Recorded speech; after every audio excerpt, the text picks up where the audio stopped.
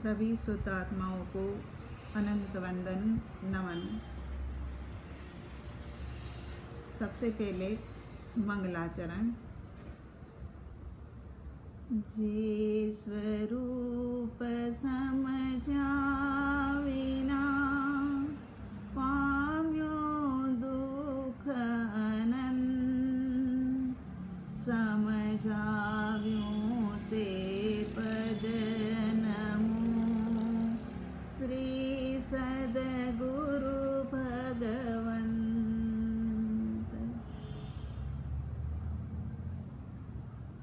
आत्मसिद्धि शास्त्र की 24वीं गाथा के ऊपर आज का हमारा स्वाध्याय शुरू हो रहा है। मतार्थी के लक्षण। मतार्थी के लक्षण की 10 गाथा है। 24 से लेकर के 28 तक की गाथा है। जड़ क्रिया वाले मतार्थी की है। 24 से लेकर के 28 और उसके बाद 29 से लेकर के 31 तक शुष्क ज्ञानी की। शुष्क ज्ञानी मतार्थी कैसे होते हैं, और 32 और 33 जो गाथा है वो दोनों प्रकार के मतार्थी की है। इस प्रकार से मतार्थी का वर्णन हमने यहाँ पर समझा है। प्रथम 5 गाथा में कृपालु देव ने देव गुरु धर्म के विषय में भ्रांति जो है ना वो बताते हुए ही कहा है। इसमें देव की बात, गुरु की बात, धर्म की बात भी आएगी। तो ये 24 नंबर की गाथा बोलते हैं।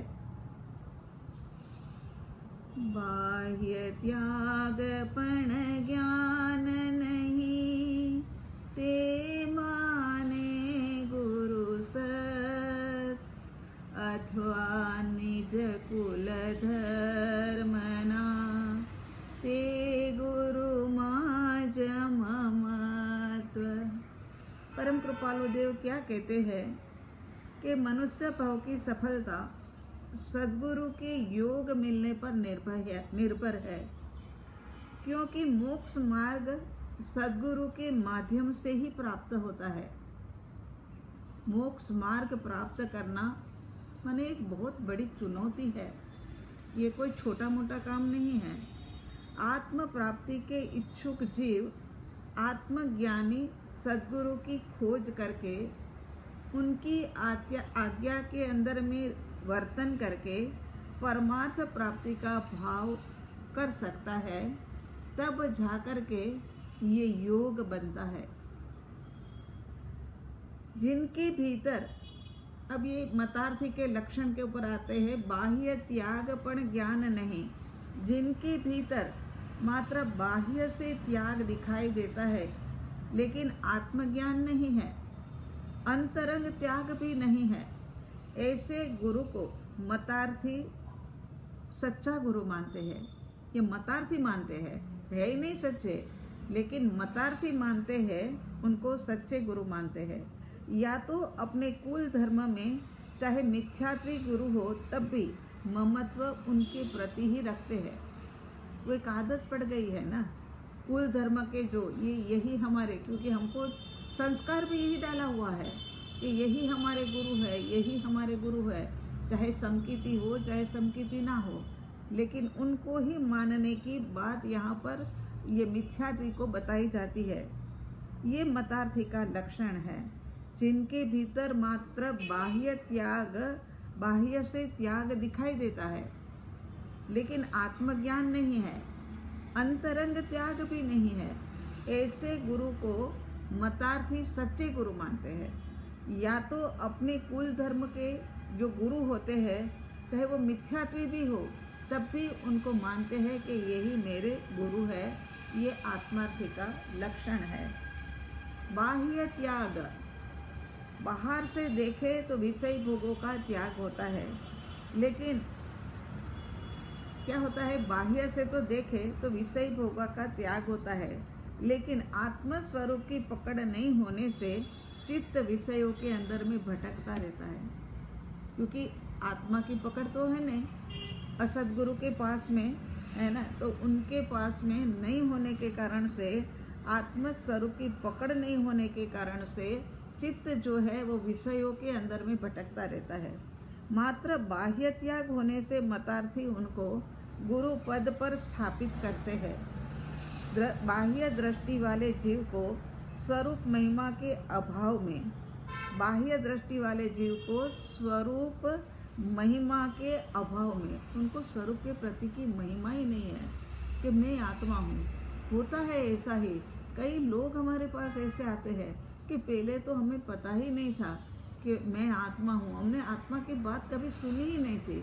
ये आपके पास आए तो हमें पता लगा कि मैं आत्मा हूँ, मेरा स्वरूप परमात्मा जैसा है, अनंत गुणों का वास मेरे भीतर में है, अनंत पर्याय असंख्यात प्रदेशी हूँ और अनंत पर्यायों से युक्त हूँ। ये अब हमें पता लगा, अभी तक हम जानते ही नहीं थे कि मैं आत्मा हूँ। तो यहाँ पर क्या होता है, बाह्य दृष्टि वाले जीव को स्वरूप महिमा के अभाव के कारण आत्मज्ञान की महिमा नहीं आती है। उनके पास ये नॉलेज ही नहीं, जो वस्तु ही नहीं हो तो उसके विषय में ज्ञान कहाँ से आएगा। उनके पास ये वस्तु ही नहीं है, ये जो आत्मा वाली बात है ना, वो बात है ही नहीं उनके पास।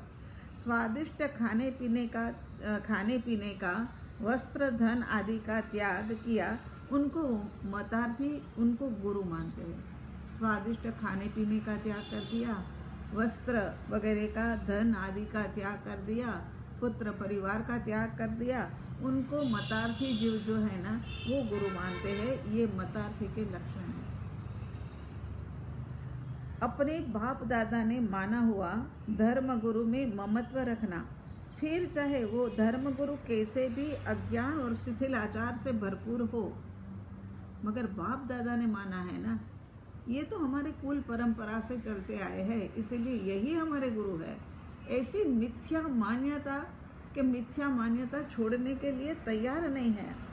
भगवान की आज्ञा से विरुद्ध वर्तता हो, स्वच्छंदी और कदाग्रही हो, फिर भी दृष्टि राग से उनको सच्चे गुरु ही मानते हैं। ये मिथ्यात्व का लक्षण है।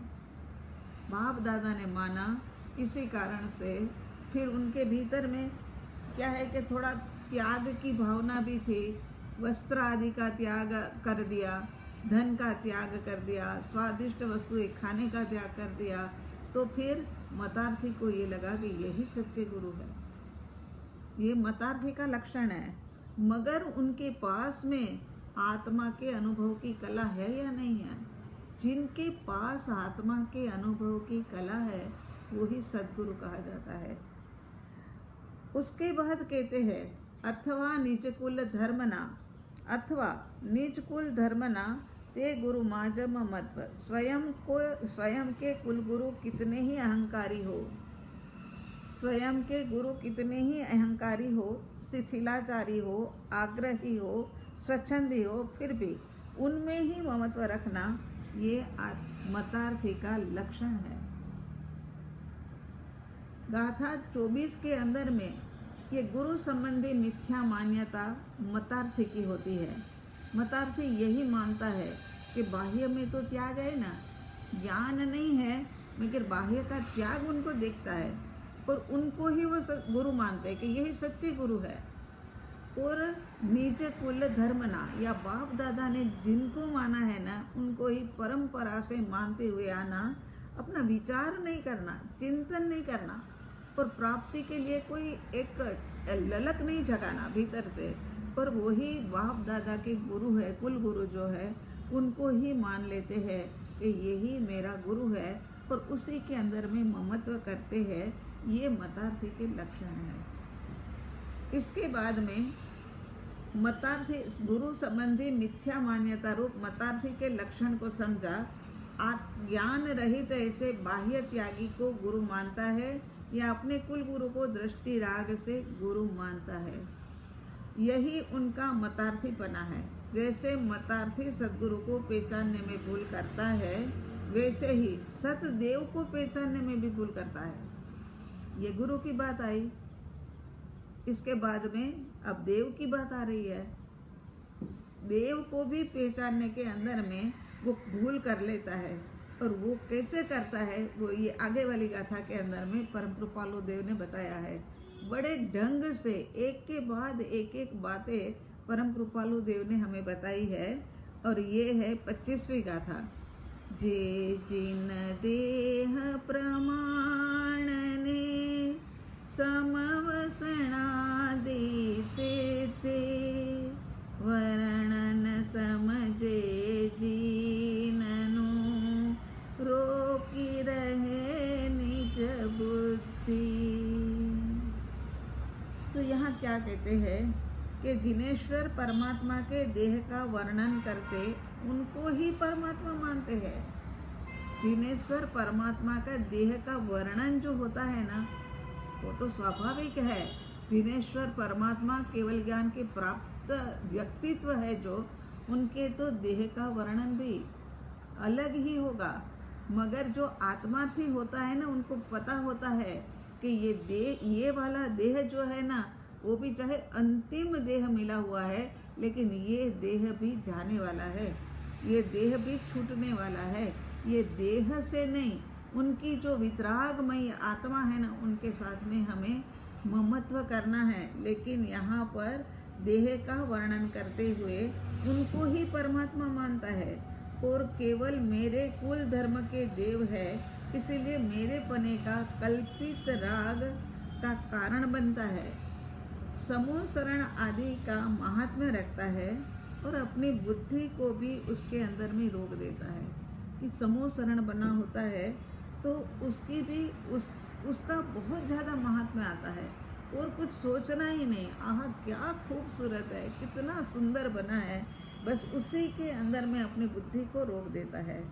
जिनेश्वर परमात्मा के देह का उत्कृष्ट लक्षण, देह का प्रमाण, वर्ण आदि का वर्णन, केवल ज्ञान प्रागट्य के बाद उनके समूह शरण की रचना देवों द्वारा की जाती है। उनके वो बाह्य रचना से आकर्षित होकर के प्रभु के पार्थिव काया का रूप, लावण्य, बल या प्रभु के हजारों अतिशय, ये प्रभु का वास्तविक स्वरूप नहीं है।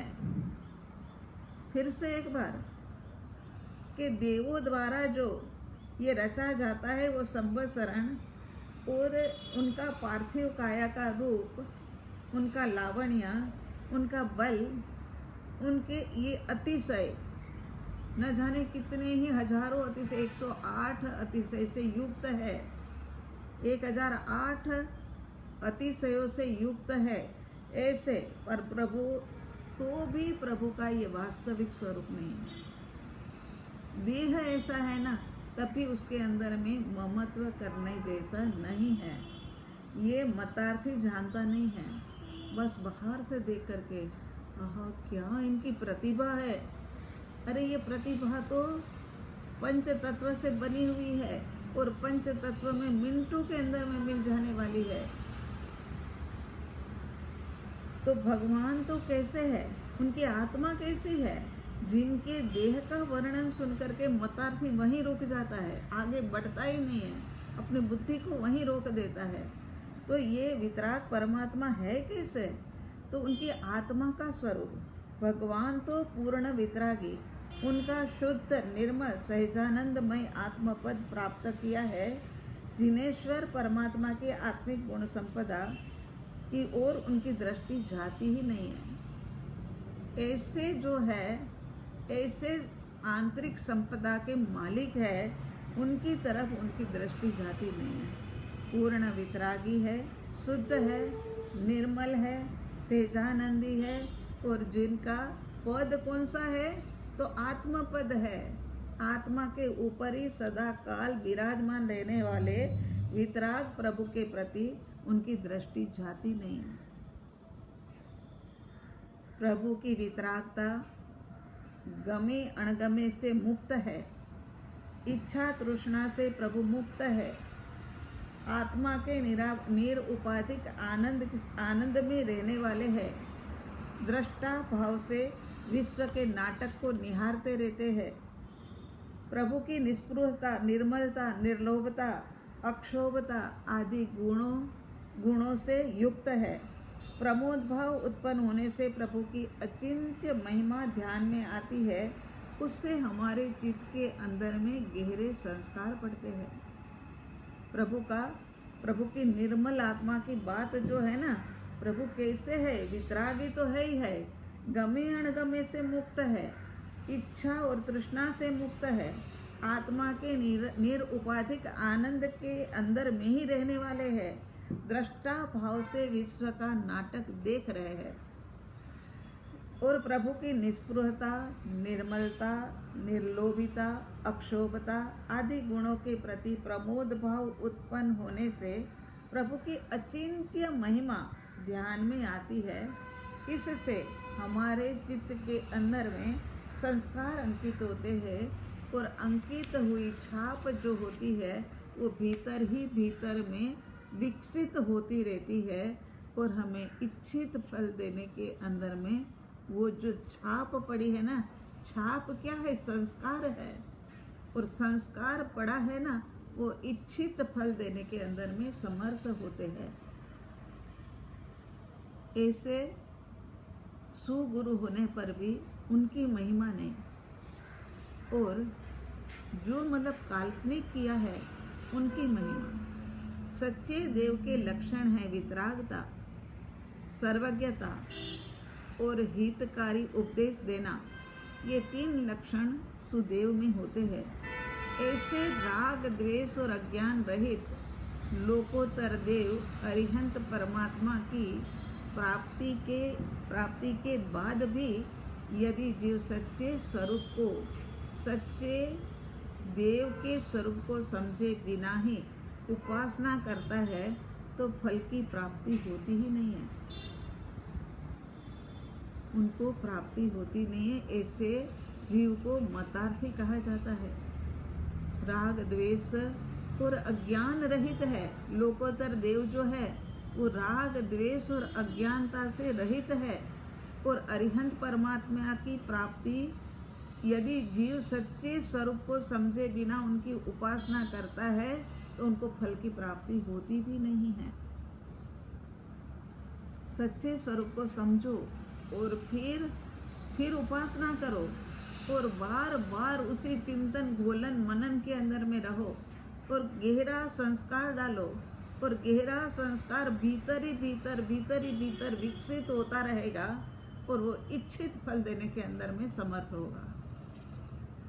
मोक्ष मार्ग में सम्यक दर्शन, ज्ञान, चारित्र गुण जिसमें होते हैं वही बड़ा और पूजनीय माना जाता है, और होता ही ऐसा है।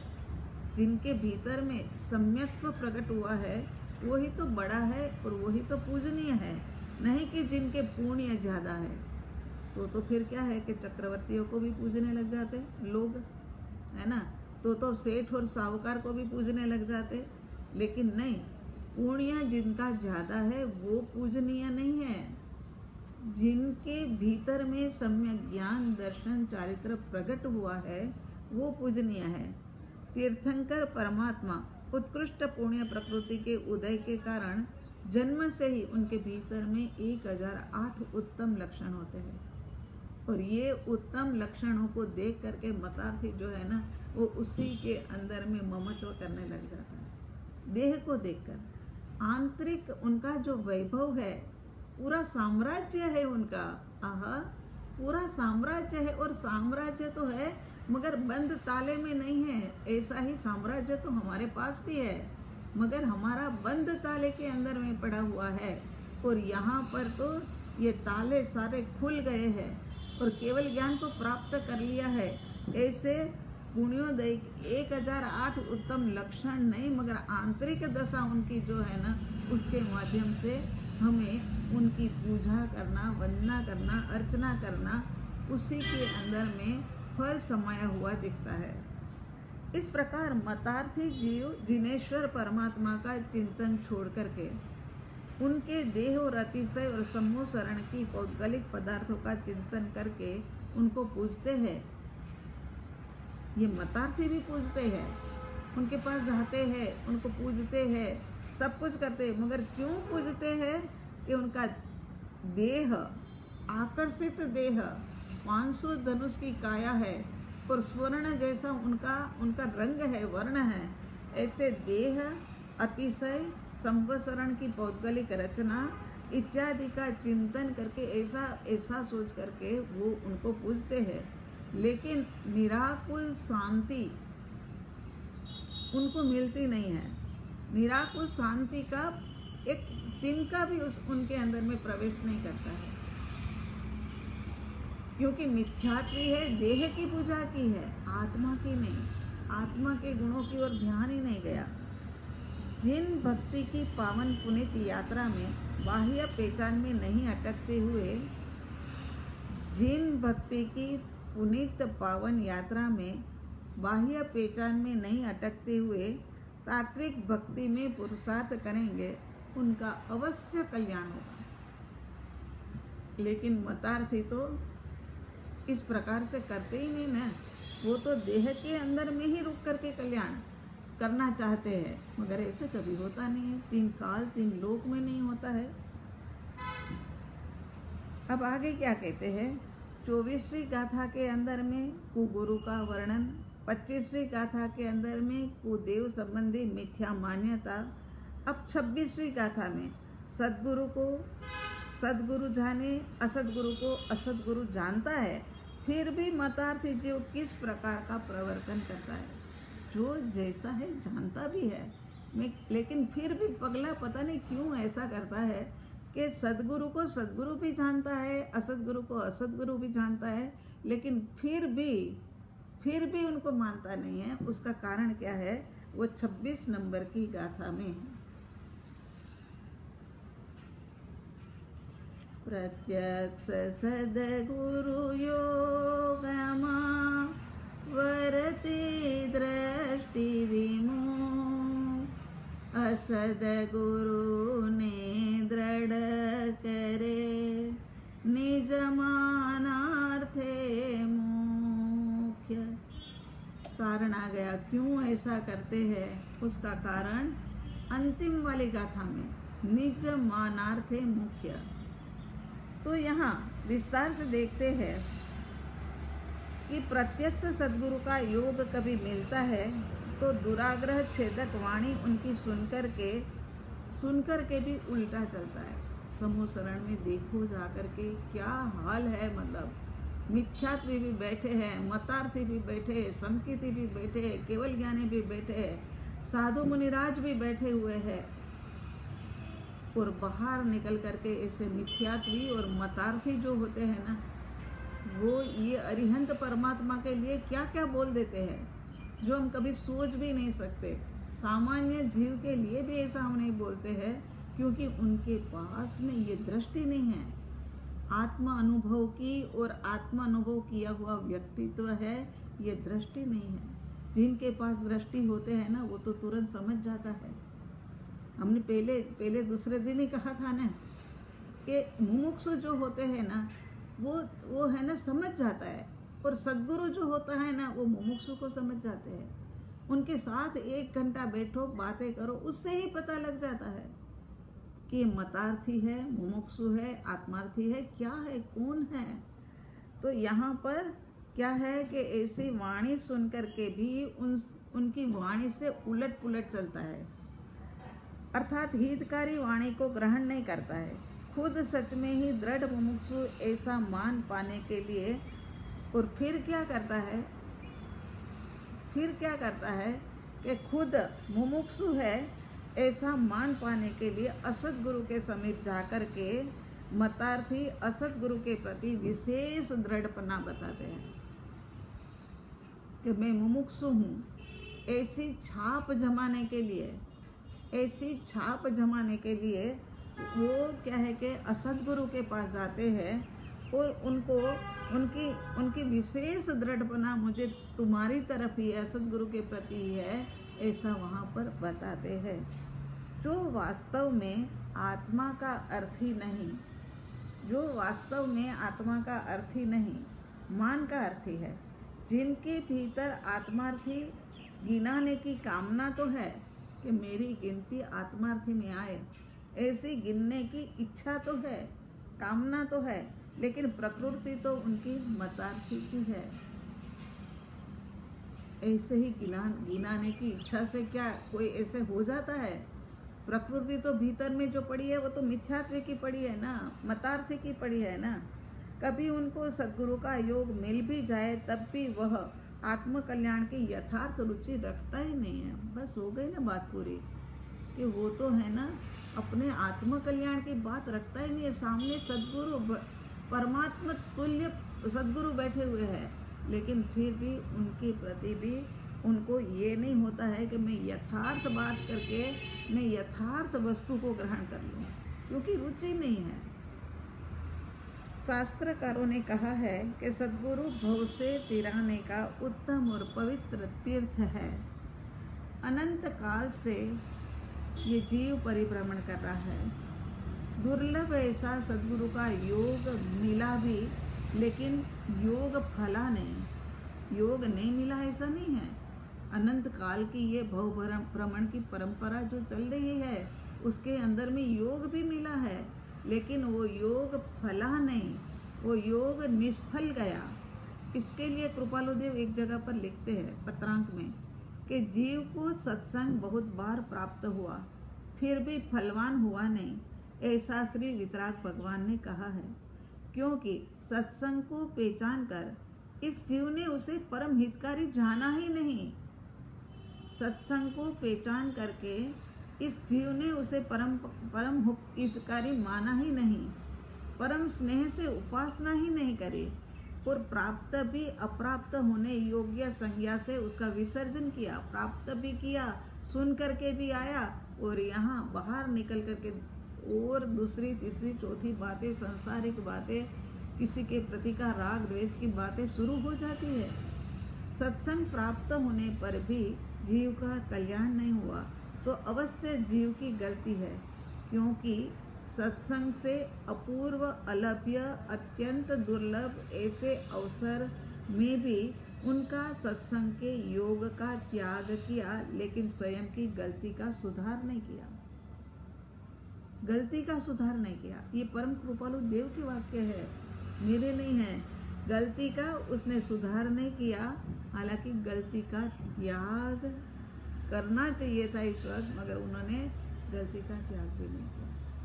गलती का सुधार कर लेना चाहिए था, लेकिन नहीं किया। बहुत बार मिला है, लेकिन फला नहीं। नहीं फलने का कारण क्या रहा कि सत्संग का योग मिला, फिर भी सत्संग के प्रति की जो एक अपूर्व, अलभ्य, दुर्लभ भावना होनी चाहिए ना, वो उनको नहीं थी, उनके भीतर में। ये मेरे साधक, सद्गुरु की महिमा सर्वलब्धिधारी, सातिशय वचन योग धारक, सर्वज्ञ परमात्मा भी कह सके नहीं है, तो ऐसे सद्गुरु से तुच्छ मानने के लिए विमुख होकर के असद्गुरु के पास क्यों जाता है। यहाँ कहते हैं साधक के लिए कि तू क्यों जाता है उनके पास। वचन का योग सर्वज्ञ परमात्मा भी पूरी तरह से नहीं कह सके हैं, तो असद्गुरु कहाँ से कह सकेंगे। भव भ्रमण का अभाव करने हेतु उत्तम मानव देह मिला है, उसे महादुखदायी, अकल्याणकारी मान कसाई के लिए व्यर्थ करना योग्य नहीं है, बिल्कुल भी योग्य नहीं है। ये समय बेशकीमती मिला है, बहुत मूल्यवान मिला है। ये समय को तुच्छ समझ करके इसको व्यर्थ करने जैसा नहीं है। महादुखदायी, अकल्याणकारी मान कसाई, ये मान कसाई जो है ना, वो बहुत ही खतरनाक है। और मनुष्य के अंदर में सबसे ज़्यादा मान कसाई होता है।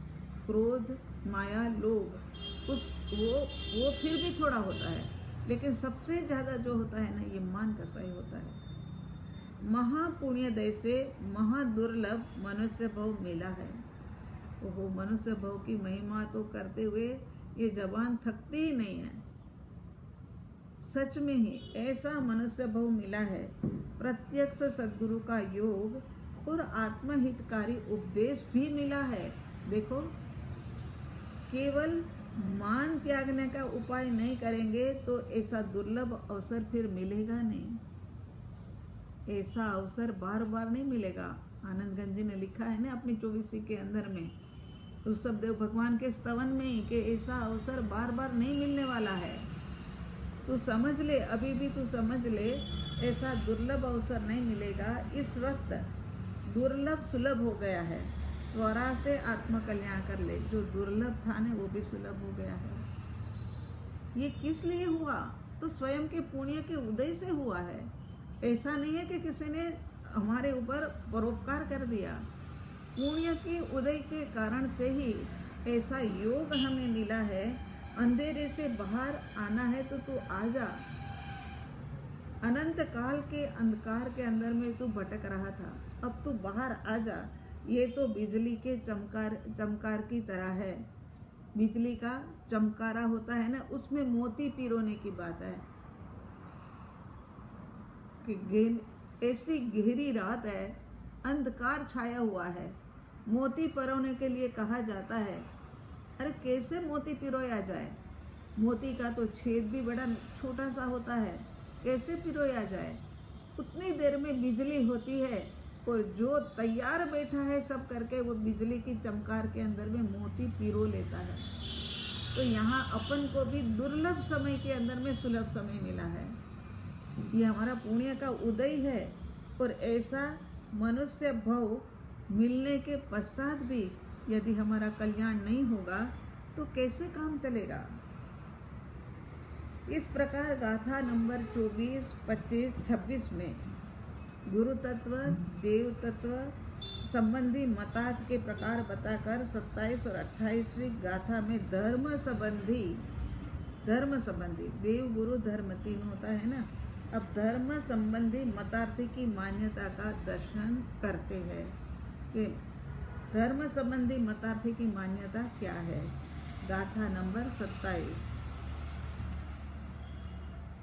देवादि गति भंगमा जे समझे श्रुत ज्ञान, माने निज मत वेसनो आग्रह मुक्ति निदान।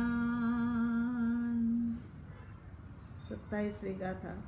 इस गाथा में शास्त्र मत वेश संबंधी कैसे मिथ्यात्व की मान्यता है, इस विषय में बताया है कि देव नरक आदि गति के भांगे आदि, देवादि गति भंग में भांगे आदि का स्वरूप किसी विशेष परमार्थ हेतु से कहा है, लेकिन वह हेतु को जाना नहीं और भंग जाल के अंदर में फंस गया। भंग जाल माने भांगा। देवलोक के कितने भांगे हैं, मनुष्य लोक के कितने भांगे हैं और नरक गति के कितने भांगे हैं। उसी भांगे माने प्रकार के अंदर में फंस गया है और स्वरूप किसी विशेष परमार्थ हेतु से ये जो प्रकार बताए ना वो बताया था, लेकिन यहाँ तो हेतु को समझा नहीं और भंग जाल को ही श्रुत ज्ञान समझ लिया। 35 बोल तो जानना ही चाहिए ना। अरे तुमको 35 बोल नहीं आता है? अरे फिर तो तुम तो अज्ञानी हो।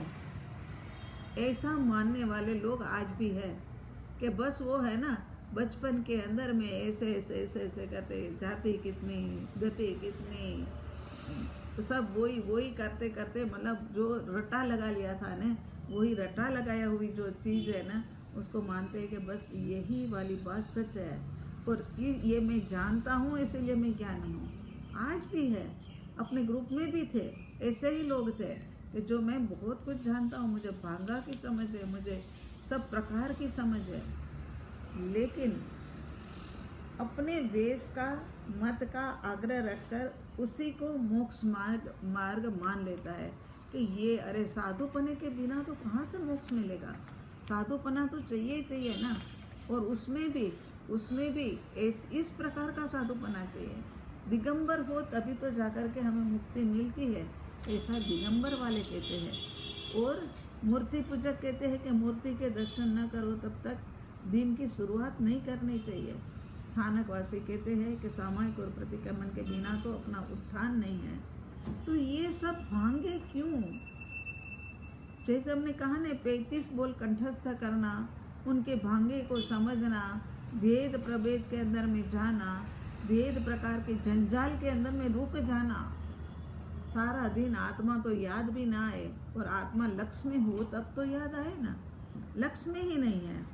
गिनती वर्णन कंठस्थ करना, गतागत का द्वार के यहाँ से जीव निकल करके कहाँ जाता है, कहाँ से जीव निकल करके कहाँ जाता है, वो सारी बातों का ध्यान रखना, मगर सच्ची परमात्मा की साधना से वो व्यक्ति वंचित रह जाता है। परमात्मा की साधना, आत्मा की साधना है, वो ही करने योग्य है, उससे वंचित रह जाता है। अपने कुल संप्रदाय, उनके वेश का आग्रह रखना, ये भी मतार्थी ही है। इतनी बात तो स्पष्ट है कि सम्यक दर्शन मोक्ष का कारण है। 100% ये सच है कि सम्यक दर्शन के बिना कोई मोक्ष में गया ही नहीं है। केवल ज्ञान वाला तो जाता होगा ना, केवल ज्ञान वाला तो जाता होगा, क्योंकि उनके पास तो केवल ज्ञान है। अरे केवल ज्ञान तभी हुआ कि जब सम्यक दर्शन था। सम्यक दर्शन के बिना केवल ज्ञान होता ही नहीं है। सम्यक दर्शन के बिना मुनिराज होते बनते ही नहीं है। मुनि दशा प्राप्त करे बिना वो क्या है कि केवल ज्ञान की प्राप्ति होती ही नहीं है। कभी है ना गुणस्थानक ले लेंगे तो पता लगेगा गुणस्थानक में क्या है, आत्मा की उत्तरोत्तर बढ़ती हुई अवस्था है, वो बढ़ती हुई अवस्था की बात करी हुई है। तो इतनी बात तो स्पष्ट है कि सम्यक दर्शन मोक्ष का कारण है। ये 100% सच है। संप्रदाय चाहे कोई भी हो, दिगंबर हो, श्वेतांबर मूर्ति पूजक हो, स्थानकवासी हो, एक बात तो सर्वसम्मत है कि सम्यक दर्शन के बिना मोक्ष नहीं। श्रुत ज्ञान माने शास्त्र या गुरु आदि के वचन से प्राप्त ज्ञान। श्रुत ज्ञान किसको कहते हैं? शास्त्र से प्राप्त हुआ है या गुरु आदि के वचन से प्राप्त हुआ ज्ञान। श्रुत ज्ञान में अनुभव का निचोड़ होता है। श्रुत ज्ञान जो होता है ना, श्रुत ज्ञान केवल ज्ञान का बीज माना जाता है। ये श्रुत ज्ञान रूपी बीज डाला हो तो केवल ज्ञान रूपी वट वृक्ष पल्लवित होता है। तो यहाँ कहते हैं कि उसके अंदर में अनुभवी का निचोड़ होता है। स्वयं ने साधना की, उसमें सफलता मिली। वो किस प्रकार सफलता मिली? स्वयं ने साधना करी और सफलता मिली तो किस प्रकार मिली? ये बात केवल करुणा से प्रेरित होकर गदगदित जीवों को मार्ग बताने के लिए ज्ञानी भगवान कहते हैं। और ज्ञानी भगवान ने कहा है, जगत के जड़ चेतन द्रव्य और परिस्थिति संबंधी जानकारी साधना मार्ग में साधक बाधक कारण कौन से है, बाधक तत्वों को कैसे दूर किया जाए और साधक तत्वों को किस प्रकार से अंगीकार किया जाए, अनुभव सिद्ध मार्गदर्शन मोक्ष मार्ग के प्रवासियों के लिए एक नक्शे के तरह, मैप की तरह है। मैप होता है ना, तो मैप की तरह है कि क्या साधक कारण, क्या बाधक कारण, ये लाइन के ऊपर आगे बढ़ेंगे तो क्या क्या संस्कार जागृत होंगे, पूर्व के कर्म का उदय होगा, ये सब कुछ होगा, ये होगा। बैठे बैठे इतने नम्रता और इतनी क्षमा भावना में बैठे थे, लेकिन अचानक से न जाने कहाँ से वीरानुबंधी का उद्भव हो गया और वही बात चलने लगे। ऐसी बातें भी हो जाती है। वहाँ पर सद्गुरु ही मार्गदर्शन दे सकते हैं, क्योंकि वो मार्ग से वो गए हुए हैं। जो इस मार्ग से गए हुए हैं ना, वो ही मार्ग बता सकता है। तो यहाँ कहते हैं कि मतार्थी जीव देव आदि गति के भांगे माने प्रकार नहीं जानते, उनको अज्ञानी कहते हैं। मतार्थी का अभी हमने बताया ना, अरे तुम्हें गतागत का पता नहीं है, गतागत द्वार ये नहीं पता है। अरे बहुत गजब हो, 35 बोल को तो कंठस्थ कर ही लेना चाहिए। अरे 6 द्रव्य और 9 तत्व जानो, नहीं तो मोक्ष मार्ग जाना ही नहीं है। लेकिन जो आत्मा की रुचि रखता है ना और सद्गुरु के पास पहुंचता है ना, उनको सद्गुरु यथा योग्य मार्गदर्शन देता ही देता है। ऐसा नहीं है कि वो यूं ही मतलब एक सद्गुरु भगवंत उनको एक बारी में ही यूं पहुंचा देंगे, ऐसा नहीं है। सद्गुरु भगवंत भी उनको मार्गदर्शन दे करके, क्योंकि उनके पास तो सारा मैप है। इस प्रकार मतार्थी जीव को केवल बाह्य रस में ही रुचि है।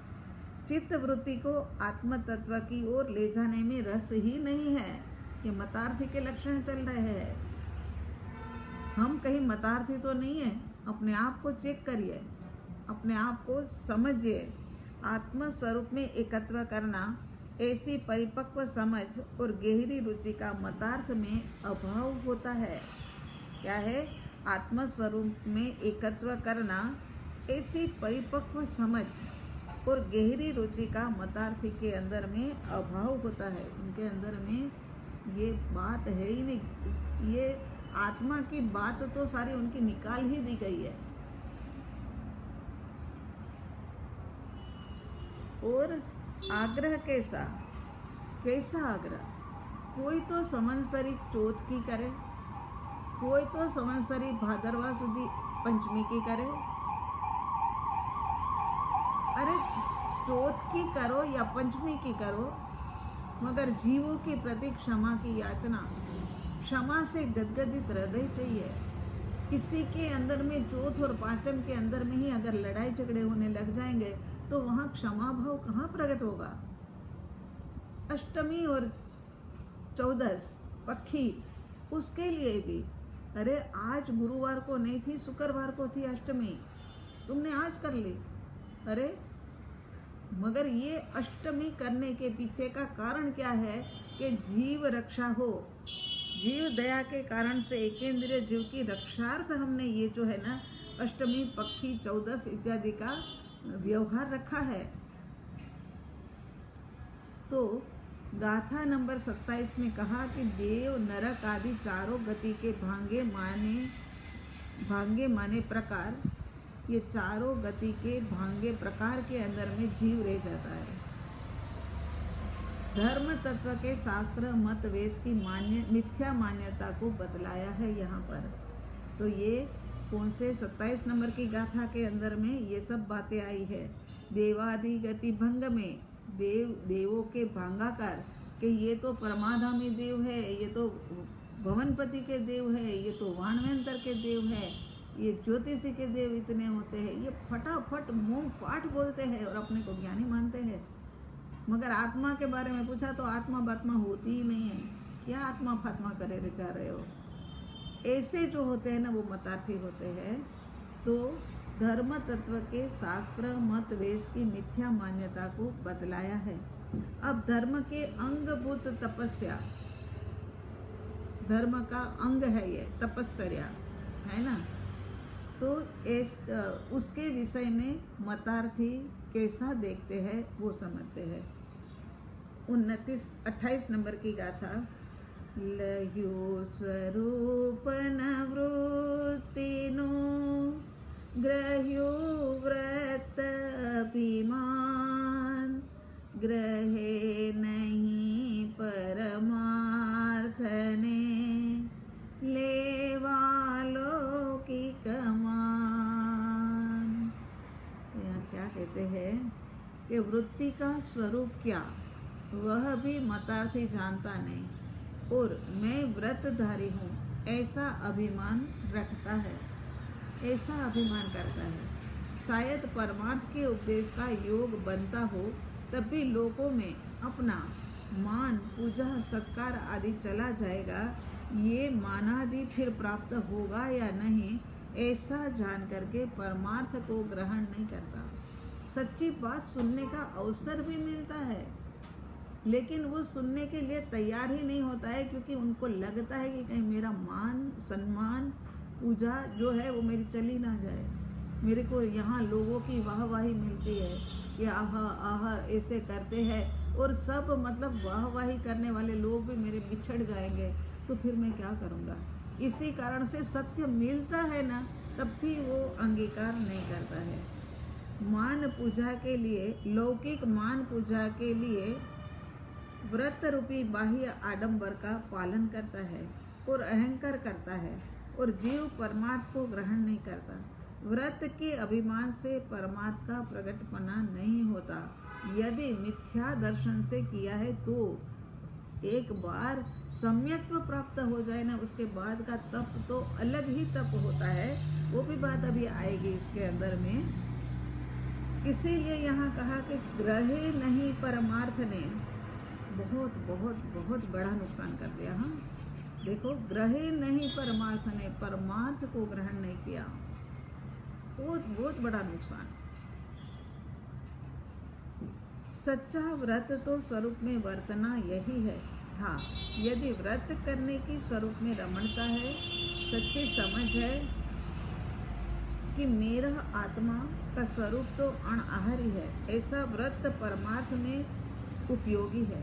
ऐसा व्रत जो होता है ना, वो परमार्थ में उपयोगी है। यदि व्रत करके भी स्वरूप में रमणता रहनी चाहिए, और छोड़ा है तो इसीलिए कि चलो एक दिन इसमें से निवृत्त हुए, कुछ समय के लिए इसमें से निवृत्ति मिल गई, ऐसा समझ के छोड़ा है, ऐसा व्रत तो जो है ना, और मुझे ज़्यादा से ज़्यादा आत्मा में ठहरने का समय मिल गया, ऐसा जो सोचता है ना, उनका तब तो परमार्थ में उपयोगी होता है। बाह्य व्रत लोक लाज से होता है, सामाजिक बंधन से होता है, चाहे रात की वृत्ति से होता है, सांसारिक कामना से होता है, या अनुकरण की वृत्ति से होता है, तो उसकी गिनती बाह्य व्रत में ही आती है। उनकी गिनती आंतरिक शुद्धि के लिए नहीं आती है। तब तो वह है जो आत्मलीनता द्वारा विकारों पर विजय पाए। तब तो वही है जिनके द्वारा आत्मा स्वरूप के अंदर में तपे। तब तो वो ही है निज स्वरूप का प्रकाश फैल जाए। तब तो वही है कि जहाँ इच्छाओं का निरोध हो जाए। तब तो वही है कि तब के समय हमारा उपयोग जो है वो शुद्धता में रहे, शुद्ध उपयोग में रहे। तब तो वही है जहाँ पर मलिन वृत्तियों का नाश, निर्मल वृत्तियों की वृद्धि होती है। इस प्रकार वृत्ति का निरीक्षण करना, दोषों को दूर करने का प्रयत्न ज्ञानी पुरुष मतार्थी को कहता है। ज्ञानी पुरुष जो होते हैं वो मतार्थी को कहते हैं, क्योंकि तो वो तो पल में जान जाते हैं कि ये मतार्थी है, ये मिथ्यात्वी है, ये स्वच्छंदी है, ये आग्रही है। तो कहता है कि हे जीव, अब तेरा हित साधने का अवसर आया है। आज तक व्रत नियम तो बहुत किया, लेकिन लौकिक मान की वासना के कारण से तेरा विकास रुक गया। लौकिक मान की वासना के कारण से तेरा जो आंतरिक विकास था ना, वो रुक गया। इसीलिए तू समझ, मान में कुछ लाभ नहीं है, हानि ही हानि है। मान अभिलाषा को छोड़ करके परमार्थ ग्रहण कर, ताकि तेरा व्रत जब तब आदि परमार्थ के लिए हो जाए। ऐसे मतलब उनको ज्ञानी पुरुष कहते हैं। क्या कहा 29 के अंदर में, अथवा निश्चय नय ग्रहे लह्यु स्वरूप न वृत्ति नु ग्रह्यु व्रत अभिमान। ग्रहे नहीं परमार्थ ने लेवा लौकिक मान। लौकिक मान लेने के लिए इतना बड़ा जो लाभ हुआ है, मनुष्य जन्म मिला है, हर प्रकार की सुविधाएं मिली है और सब कुछ मिला है, मगर एक मान प्राप्त करने के लिए ये सब सुविधा जो आत्मधर्म के लिए मिली है ना, उसको छोड़ने के लिए तैयार है। वो सब छोड़ देता है कि नहीं, मेरी वाहवाही होनी चाहिए, मेरा नाम होना चाहिए, मेरा ग्रुप बड़ा होना चाहिए, मेरे को सब मानने चाहिए। ऐसी बात के कारण से जीव अटक जाता है। और ये जो अनादि अनंत काल के बाद जो मनुष्य का जन्म मिला है ना, वो भी उनका यूं ही व्यर्थ चला जाता है, उनका व्यर्थ में ही चला जाता है।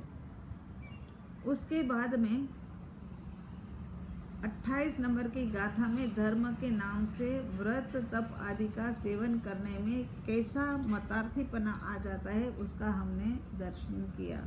कैसा मतार्थीपना, देखो कि अपनी आंतरिक वृत्ति का तो उनको पता ही नहीं है, पर व्रत अभिमान ग्रहण करके अहंकार व्रत आदि का ग्रहण करना, ये भी उनके लिए। उसके बाद 29 नंबर की गाथा से लेकर के 31 नंबर की गाथा, 3 गाथा जो है वो 3 गाथाओं के अंदर मिले जुली व्यक्ति। पहले तो हमने 4 गाथा जो करी वो 24 से लेकर 28 तक की जो करी, वो तो जड़ क्रिया वाले मतार्थी, जड़ क्रिया वाले मतार्थी, कुदेव, कुगुरु, कुधर्म। उसके बाद में जो आया वो शुष्क ज्ञानी वाले मतार्थी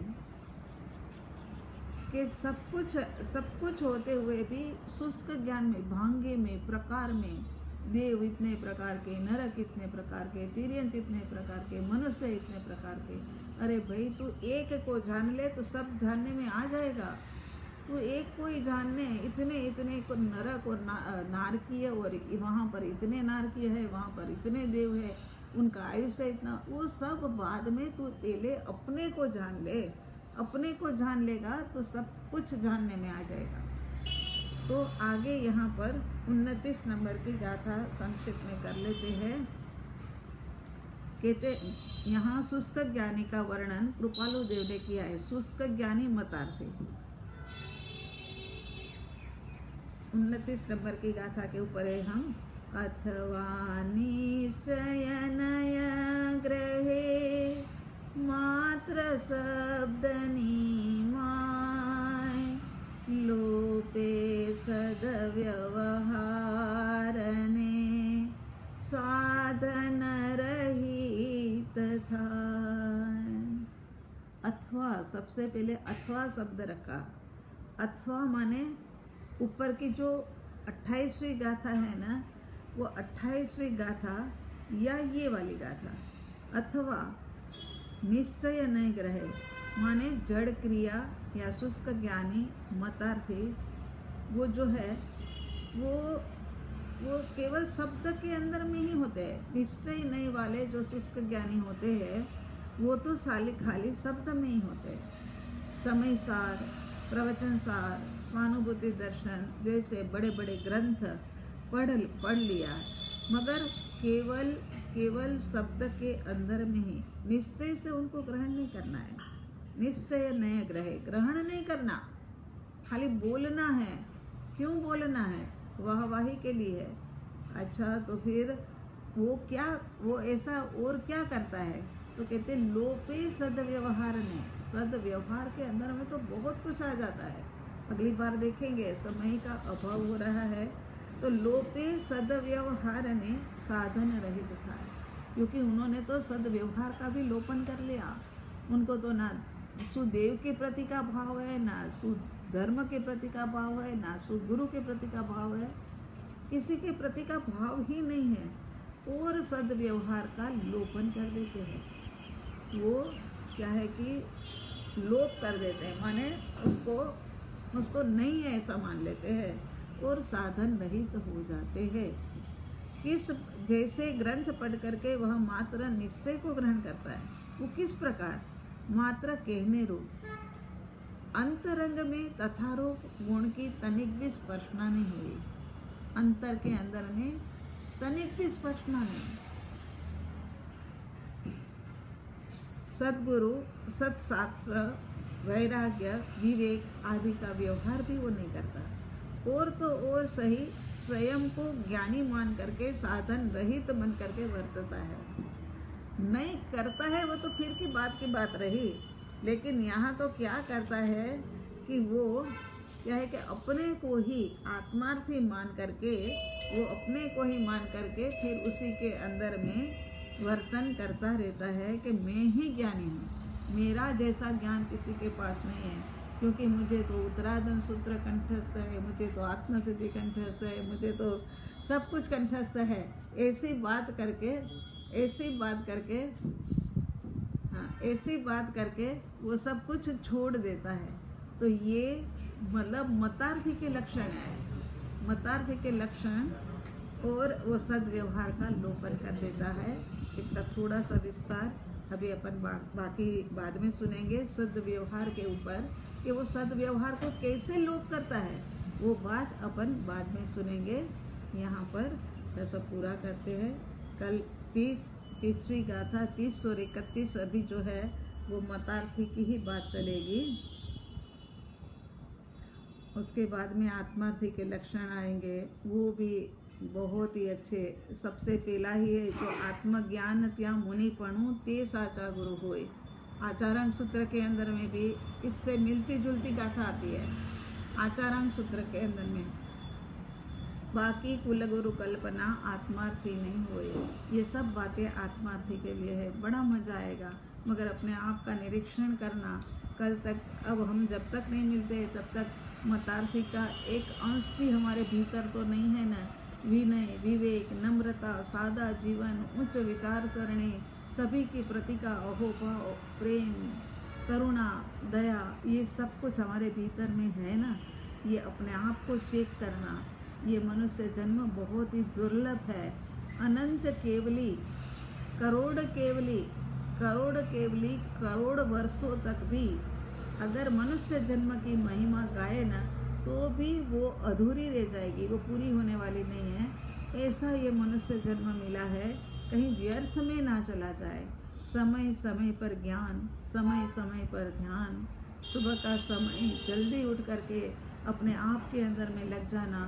ये लॉकडाउन के कारण से सब कुछ थोड़ा अभी स्वाध्याय सत्संग वगैरह कम हो गया है, तो ऐसा ना हो जाए कि आप कहीं कुछ चूक जाओ और आपका समय यूं ही बर्बाद चला जाए।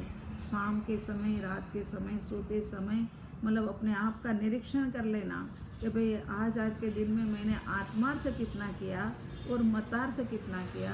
आज के दिन के अंदर में मैंने गलती कितनी करी और सुधार कितना किया। आज के दिन में मैंने कसाय कितने किए, विषय कितने किए और मैंने कितनी क्षमा धारण की, वो सब बातों का निरीक्षण कर लेना। ये लॉकडाउन के समय में तो और भी अधिक समय मिलता है, तो फिर अब तो महाविद्य आने जाने का समय बच रहा है। हमारे पास कभी आते थे तो वो भी समय बच रहा है। तो ये सब समय का पूरा सदुपयोग कर लेना, यही हमारी अंतर भावना है। आपका सबका कल्याण हो, सबका मंगल हो। सर्व मंगल मांगल्यम, सर्व कल्याण कारणम, प्रधानम सर्वधर्मानां, जैनं जयति शासनम, जैनं जयति शासनम। शांति शांति शांति। सबका मंगल, सबका कल्याण, सबका भला, सबको शांति मिले, यही अंतर हृदय से परमात्मा को प्रार्थना करते हैं। परमात्मा को प्रार्थना करते हैं। जय जिनेंद्र।